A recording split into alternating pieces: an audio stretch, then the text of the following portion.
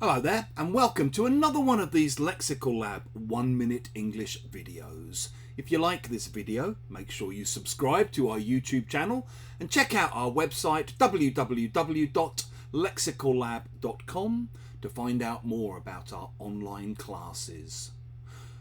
Many of the people that I work with in my own English language classes happen to be English language teachers themselves, usually trying to keep their English up to date, trying to brush up on what they know and add little bits here and there.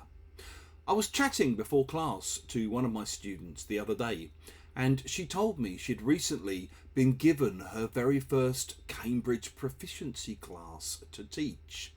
Now, Cambridge Proficiency is high level, and teaching those groups can be a real challenge, as I know myself. So I asked her how it was going, and she said it was going okay. It was a bit of a challenge, but the good thing about teaching really high level students is they keep you on your toes, and you really have to be on the ball when you're dealing with them. If you say that someone is on the ball, you mean that they're quick to understand and react to things. I sometimes say it to my son in the morning. He's not the world's best morning person. Often he's a little bit monosyllabic and doesn't do more than grunt a few words. So when he's really quick and sharp and manages to come back at me with some kind of joke or witty comment, I usually respond by saying, "You're on the ball this morning, blimey."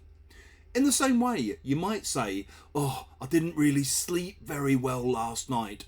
I'm not really on the ball today. I'm not really with it today."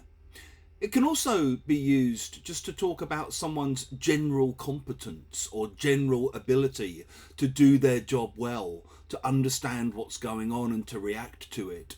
So you might say something like, "She's really on the ball. She got that report done in no time at all."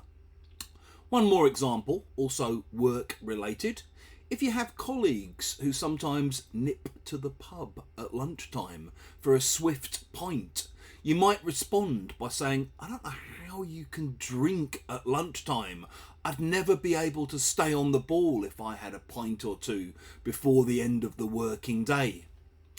If you've enjoyed this video, please do click the like button. Please do share it with your friends, your students and your colleagues. And in the comment section below, we'd love to see examples of how you might use on the ball.